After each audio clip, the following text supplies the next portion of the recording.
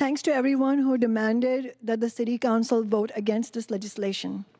I will be voting no on this bill, which is attempt number 2 by the city's Democratic mayor and city council members to do the bidding of the Chamber of Commerce and empower Republican City Attorney Ann Davison to decide when to prosecute and criminalize instead of referring someone to treatment for addiction.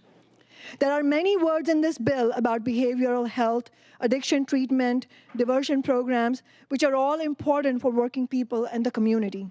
However, all of this is aspirational language in the bill at best and an intentional smokescreen at worst.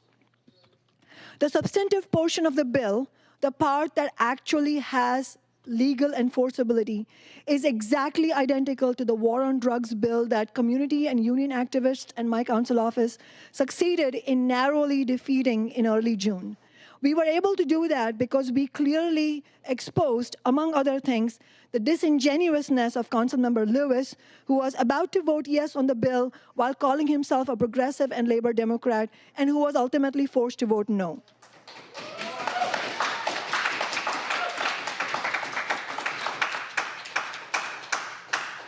Just like that previous bill, the real effect of this legislation today is to allow the political establishment to prosecute and destroy the lives of those who need medical treatment, affordable housing, and jobs. And let's be clear, the current city attorney, Ann Davison, joined the Republican Party after Trump was elected. In 2020, she recorded a video for #WalkAway, a campaign that held events supporting Donald Trump and was started by a January 6th rioter who was arrested and later convicted. She also promoted a right-wing attack on homeless people, labeling them a quote-unquote COVID threat. Prosecution and incarceration is stunningly divorced from the conclusions of statistical and scientific evidence that addiction is a public health issue and requires public health solutions. Despite press announcements from the Democratic establishment boasting a $27 million, supposedly a $27 million investment in addiction recovery services, this bill does not include 1 penny for treatment services and will ultimately divert more and more public resources towards imprisoning poor people and Black and brown people rather than helping people with addiction gain access to services that have been proven to help, such as methadone clinics, let alone addressing the crisis of poverty by taxing the wealthy to fully fund education, housing, healthcare, and living wage jobs. As I said, much of this bill urges Seattle police to use arrest diversion programs, behavioral health, and referrals to addiction treatment services when possible. However, the bill does nothing to actually make that happen. Right now, without this bill, Seattle police have the discretion and power to decide whom they will arrest for using illegal drugs and whom they will refer to services. That power is not being changed by this bill. The thing that changes is to which prosecutor arrested individuals are sent. The idea that the Seattle Police Department's behavior will change based on the non-binding recommendations in this bill is simply not credible. Seattle police officer Daniel Orderer cackled in response to the death of Jahnavi Kandula, a young Indian exchange student, after she was run over by Officer Kevin Dave's police vehicle, saying her life, quote, had limited value, end quote. Orderer's actions are far from an exception in police departments nationwide under both Democrats and Republicans, which use excessive force with impunity, especially against the poor, those facing mental health challenges, women, and marginalized communities. Does anybody honestly think that officers like Orderer will care about a recommendation to consider behavioral health? In reality, this bill shows a dishonest response to the fentanyl crisis, which has reached tragic and frightening proportions. The opioid epidemic is affecting vast swaths of the American working class and poor, but the crisis is especially severe in communities of color. From 2019 to 2020, overdose deaths increased 44% for Black people and 39% for American Indian and Alaska Native people. Most people who died by overdose had no evidence of substance abuse treatment before their deaths. According to a February 2nd, 2022 report from the Stanford Lancet Commission on the North American opioid crisis, 1.2 million people in the US and Canada will die of opioid overdoses by the end of the decade without urgent intervention. Half a century of the so-called war on drugs has proven one thing: criminalization of addiction will absolutely not address the nation's raging opioid crisis. Drug overdose is the leading cause of death following release from the criminal justice system internationally. The majority of overdose deaths are opioid-related. And individuals released from prison in Washington state had 129 times greater risk of drug overdose in the first 2 weeks post-release relative to the general population.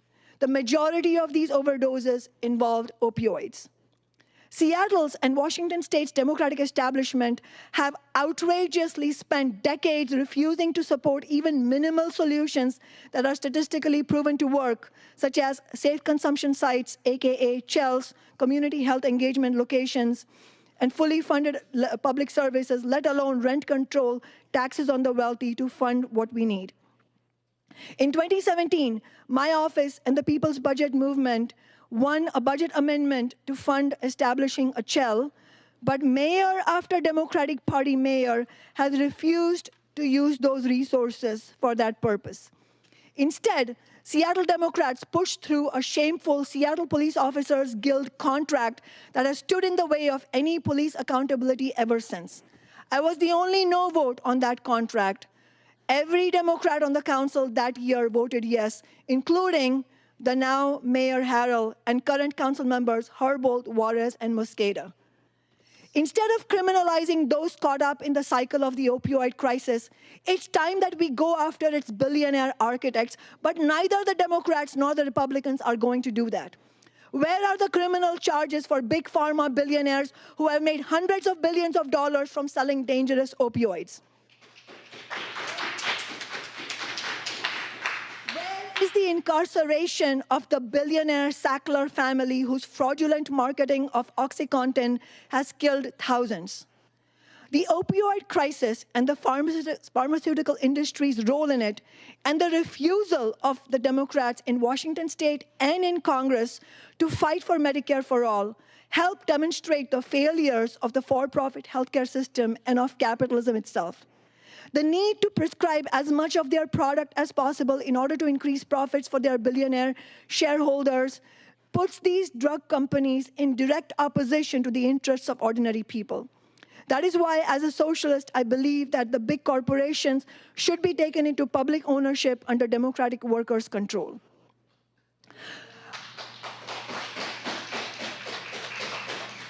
I also want to register my opposition to the decision to push this vote to today rather than next week when it would have naturally come to the City Council. Calling the vote 1 week early has caused it to conflict with the important rally organized by the Coalition of City Unions happening now outside City Hall. The Harrell administration is scandalously attempting to force city public sector workers to accept a contract with wages that fall far, far short of the breathtaking and unprecedented cost of living in our city. I urge any media here covering today's vote to also talk to the essential city workers fighting for a decent contract. The so-called war on drugs was created as a weapon aimed at reestablishing the mythology and stigma of black criminality that has been a core ingredient of the racist narrative in the United States. It was also a direct attempt to undercut the radicalization of a generation of black youth coming out of the black liberation movement of the 1960s and 70s, and to prevent them joining in solidarity with radical-minded white youth for a multiracial working-class fight back against the ruling class. The war on drugs ravaged entire communities and only helped exacerbate the opioid crisis. I will be voting no, but I also urge working and young people who spoke against this bill to sign the 2023 People's Budget Campaign petition that community organizers from my office are circulating. The rich have become even richer. Seattle has more billionaires than any other US city. The people's budget this year is demanding that the Amazon tax, which our Tax Amazon movement won in 2020, be increased to fully fund services, housing, and jobs. Winning that people's budget demand is the most immediate task of activists and union members in the next couple of months here in Seattle. But in addition, working people need to fight to force the Democratic establishment to fire Seattle police officer Orderer, who is the vice president of the Police Officers Guild, and Mike Solon, the president of the Guild.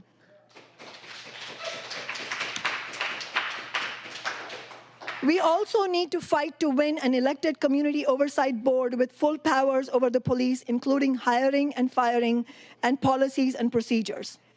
Last but not least, the fact that this bill is going to pass today on a city council with 8 Democrats and 1 socialist should be a reminder that the Democrats, no more than the Republicans, represent working people. Poll results published just today show that 4 times as many Americans have unfavorable views of both parties today than they did in 2002, an all-time high, with Republicans and Democrats equally unpopular. Working people in America urgently need our own political party, Solidarity. Thank you, Councilmember Sawant. I have a few words, and then I'm going to hand it off to Councilmember Herbold as the sponsor to respond and wrap up her comments and do her closing statement. I just want to share, I'm not going to spend a whole lot of time on this. It's already been said.